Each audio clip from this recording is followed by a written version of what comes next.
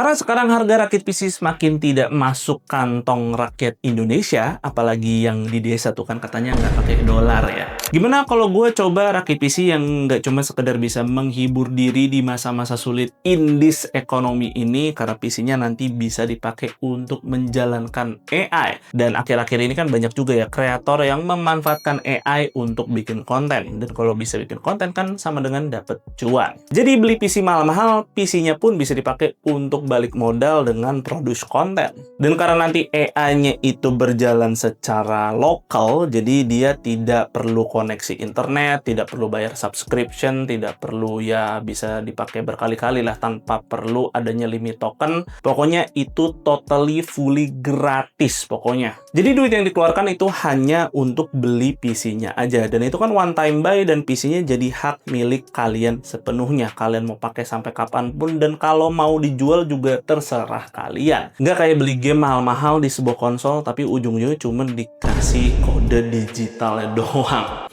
Dan tentunya untuk menjalankan AI ini, GPU yang paling oke tentu saja adalah GPU-nya NVIDIA GeForce. Karena bisa kita tahu, ekosistem NVIDIA di dunia AI itu udah paling luas dan paling advance. Pokoknya mostly model-model AI itu dipastikan bisa berjalan menggunakan GPU-nya NVIDIA. Dan untuk itu, PC-nya akan pakai GPU NVIDIA GeForce RTX 5070 Ti 16GB. Yaitu adalah Gainward GeForce RTX 5070 Ti Phoenix XGS. For your information aja, ini adalah salah satu GeForce RTX 5070 Ti paling terjangkau di market saat ini. Dan secara desain, dia didominasi warna hitam polos dan terkesan cukup simple sih.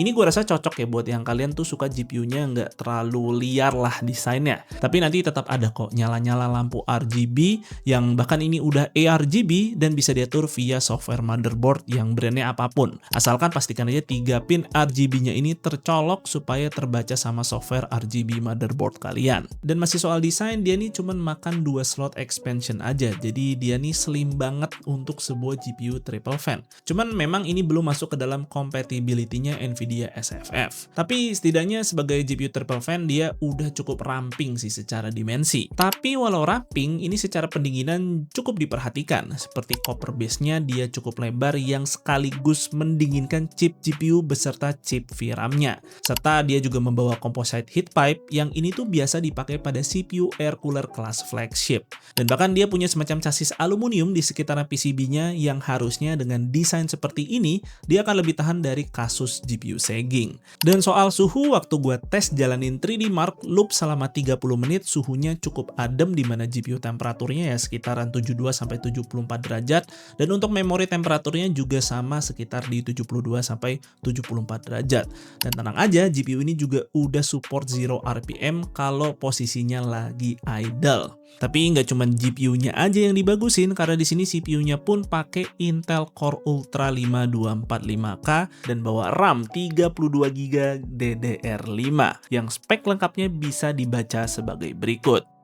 Dan PC ini tuh nggak gua rakit sendiri, melainkan dirakitin sama Agres Komputer, yang PC rakitannya dinamakan Agres Cryo PC. Dan kalian sebenarnya bisa pesen PC rakitan yang sama persis nih bentuk dan warnanya dan juga spesifikasinya. Kalian tinggal ke cek website mereka atau ke official store mereka yang ada di berbagai marketplace, itu kalian bisa langsung CO PC yang speknya sama persis kayak gini. Jadi nggak perlu ribet-ribet lagi lah ngerakit sendiri yang tentu akan memakan waktu, apalagi bagi kalian yang awam. Bahkan secara cable management udah dibikin super rapih kayak gini. Gua pun aja nih kalau ngerakit sendiri kayaknya nggak bakal seniat ini sih. Oke, kita akan coba tes lokal AI di PC ini. Yang gue di sini akan coba beberapa tools yang instalasinya sendiri itu cukup mudah nih, seperti Anything LLM dan juga Comfy UI yang sebenarnya kita tinggal download X atau zip dan ya udah tinggal klik next aja dan langsung bisa kita jalanin tanpa perlu paham itu cara coding Python dan juga otak-atik CMD. Pokoknya ya dia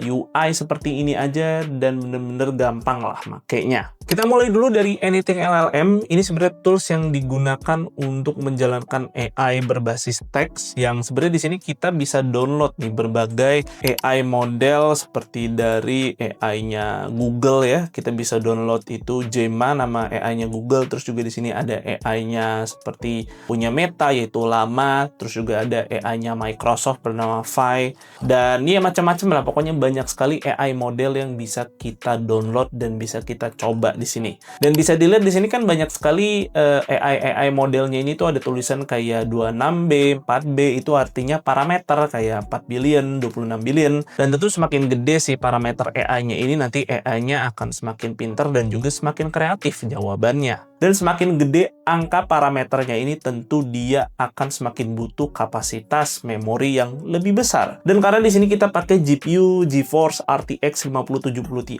itu buat tes-tes sih dia bisa jalan AI model yang punya parameter sampai 12 billion. Yang di sini gua pakai model dari Gemma 4. Dan untuk tes performanya, waktu gue menjalankan model AI ini, dia bisa dapat 24 token per second. Yang makin besar angka token per second ini, maka artinya makin kencang juga untuk ngolah AI-nya. Dan kalau GPU-nya ini tidak support, maka prosesnya akan dialihkan ke CPU. Yang jika CPU-nya dipaksa untuk mengolah AI, maka performanya tentu akan jadi jauh lebih lambat. Kemudian sekarang kita ke tools yang cukup intermediate bernama Comfy UI, yang bisa dilihat di sini dia bentuknya node based, karena di sini kita bisa menjalankan berbagai perintahnya ini secara paralel. Memang cukup sulit untuk dipahami buat yang masih awal-awal make, tapi sebenarnya ini gampang kok. Kita tinggal cari aja template di sini yang ada berbagai macam gitu, kayak text to image, text to video, text to audio, pokoknya ada banyak. Kita tinggal pilih aja template-nya, dan itu sebenarnya udah langsung disiapin ya sama si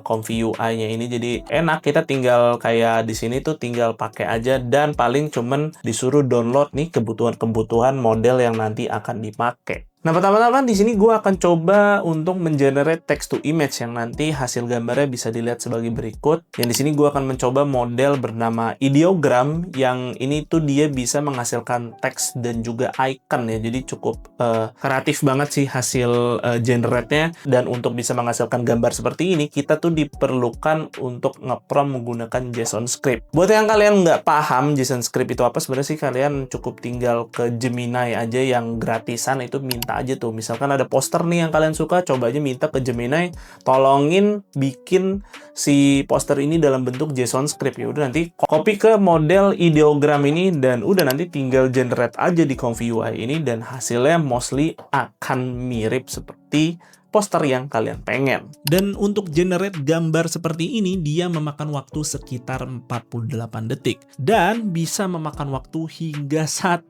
jam lebih nih jika mengandalkan CPU. Lama banget sih tentunya. Yang sekali lagi CPU-nya akan ambil alih kalau GPU kalian itu tidak support. Nah, kemudian kita lanjut ke model text to video, yang di sini gue akan pakai model 1.25 billion, yang di sini sebenarnya untuk text to video itu cukup demanding, dan modelnya udah gue cari yang paling ringan dan paling bisa dijalankan sama PC ini, dan itu tetap membutuhkan kapasitas memori sampai 19 GB. Jadi ya, karena tadi VRAM GPU-nya itu cuma 16 GB, nanti dia akan sebagian make RAM dari PC-nya. But it's okay, itu nanti akan tetap bisa jalan. Dan padahal ini AI modelnya tuh di-optimize untuk video 720p, jadi kita bisa bayangkan nanti kalau AI modelnya di-optimize untuk yang video 1080p atau 4K, itu perlu makan memori berapa banyak gitu. Dan bahkan gue temukan tuh banyak sekali AI model di text to video ini tuh makan 20 GB lebih, bahkan sampai di atas 30 GB.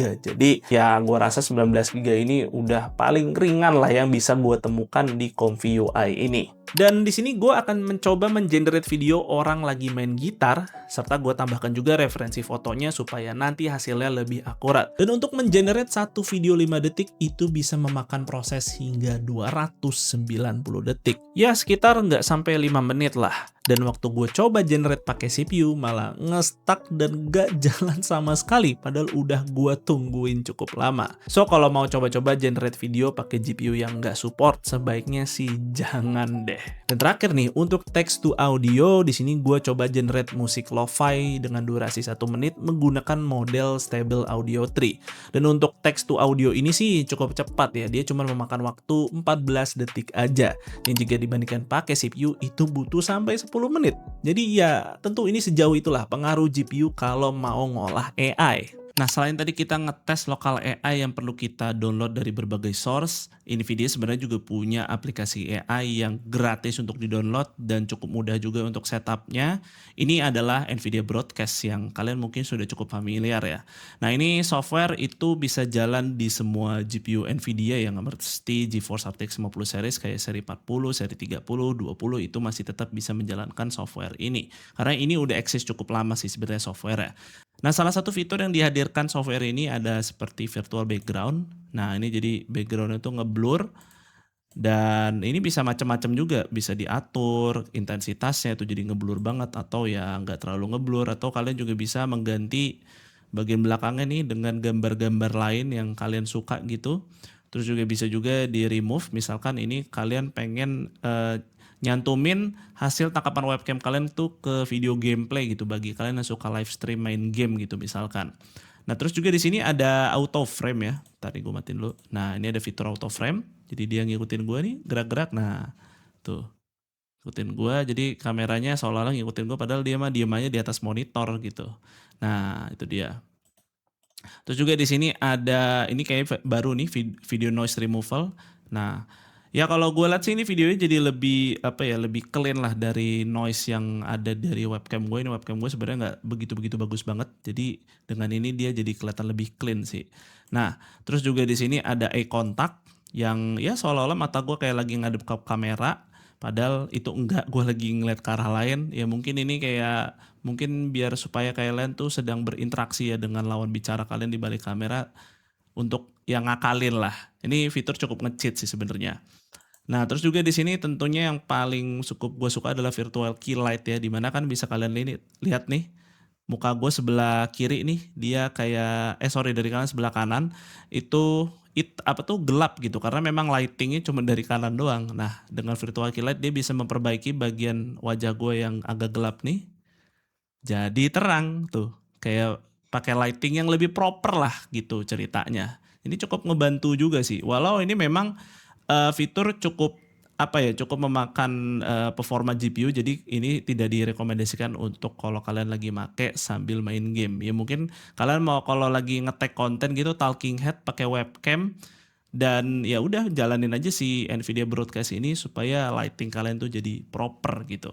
Masih seputar AI yang kali ini nggak perlu install macam-macam, cukup aktifin aja via driver GPU, yaitu namanya adalah RTX Virtual Super Resolution. Ini fitur yang gue rasa cukup nge-cheat nih, karena kalian nih bisa memperbagus video tanpa perlu langganan YouTube Premium atau bahkan Netflix 4K. Karena ini AI akan meng-upscale video resolusi rendah sehingga terlihat lebih tajam seperti menggunakan resolusi yang lebih tinggi. Dan juga fitur RTX VSR ini tuh bisa memperbagus video dengan bitrate rendah. Ya ibarat ini tuh kayak Nvidia DLSS tapi untuk video lah. Dan tentu ini bisa bermanfaat ya buat kita tuh lebih irit kuota karena cukup streaming video di resolusi rendah aja dan juga bisa sedikit mengakali kualitas video yang lebih bagus sih. Yang biasanya itu terkunci pada harga langganan yang lebih mahal. Dan sekarang kita masuk ke pengetesan tools content creation yang you know lah aplikasi-aplikasinya nih apa aja seperti Adobe Premiere Pro, Adobe Photoshop, dan juga DaVinci Resolve. Kita mulai dari Photoshop, yang tools ini biasanya gue sering pakai untuk ngedit foto raw buat jadi thumbnail. Dan biasanya hal pertama yang gue lakukan di tools ini adalah remove noise. Dan proses ini tuh sangat-sangat terbantu sekali jika bisa diakselerasi pakai GPU. Karena cuma sepersekian detik aja nih. Kemudian kita move ke Premiere Pro yang baru-baru ini dia nih punya fitur object masking menggunakan AI. Jadi kita nggak perlu lagi roto manual frame by frame karena cukup sekali klik aja fitur AI masking ini akan secara otomatis ngedetect objeknya di setiap frame by frame. Dan tentu walau simple prosesnya ini tetap akan memakan waktu dan cepat lambat prosesnya ini tergantung hardware apa yang digunakan. Jika GPU-nya bisa kompatibel, ya maka prosesnya akan jadi jauh lebih cepat daripada jika hanya mengandalkan CPU. Dan seperti yang kita tahu, Nvidia ini tuh punya encoder yang cukup sakti bernama NVENC, yang di GeForce RTX 50 series ini tuh dia punya dual encoder supaya proses ekspor video akan jadi lebih cepat. Dan memang waktu gua tes ekspor video 4K di DaVinci, dia ini bisa jauh sekali lebih kencang ketimbang kita mengandalkan CPU doang. Dan oke, ini alat kerja mahal-mahal tentu harus tetap bisa juga ya dipakai buat menghibur lah dikala lagi capek kerja.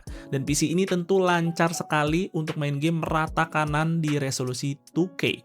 Yang berikut gua tes di beberapa game baru seperti 007 First Light dan Forza Horizon 6.